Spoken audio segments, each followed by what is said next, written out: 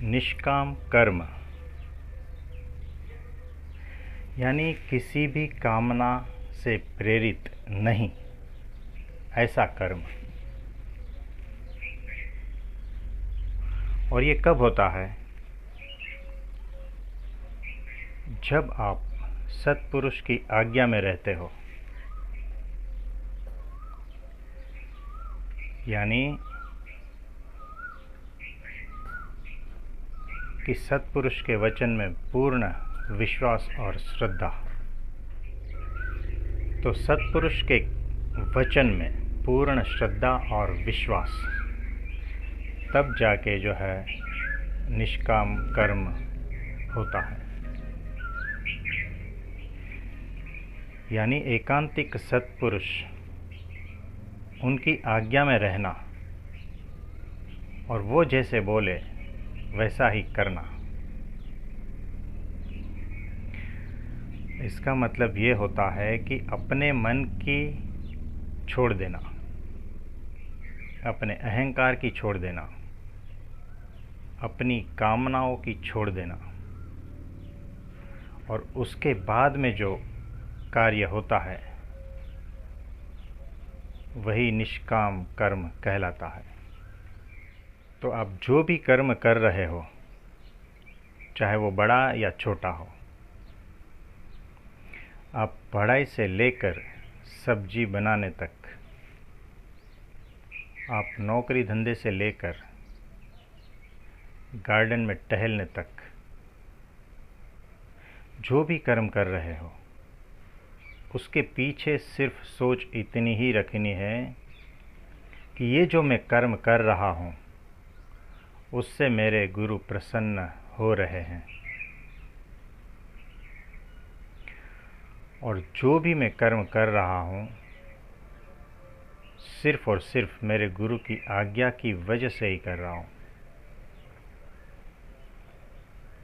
तब जाके वो कर्म जो है ना भक्ति रूप हो जाता है। यानी आप खाना पका रहे हो तो परमात्मा इससे प्रसन्न हो रहे हैं, और ये सेवा का कार्य है, मेरी कोई मर्जी नहीं है, मेरे गुरु की आज्ञा है, इसीलिए मैं खाना पका रहा हूँ। जब इस तरह से भाव आएगा तब वो खाना पकाना जो कर्म हो रहा है वो सिर्फ भक्ति रूप हो जाएगा।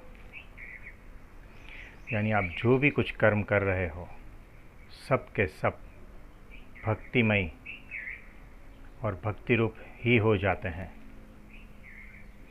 तो इस तरह से गुरु की आज्ञा में रहकर जब आप अपना पूर्ण जीवन बिताते हो तो आप जो है माया से पार चले जाते हो। आप आत्मसत्ता रूप वर्तन करने लगते हो, यानी आप आत्मस्थ हो जाते हो, क्योंकि यहाँ पर आपका अपना कुछ नहीं रहता, आपके मन की मर्जी यहाँ पर नहीं रहती, गुरु की मर्जी रहती है। आपका अहंकार यहाँ नहीं रहता, सिर्फ गुरु की आज्ञा रहती है। तो मन गया, अहंकार भी गया, और जो बचा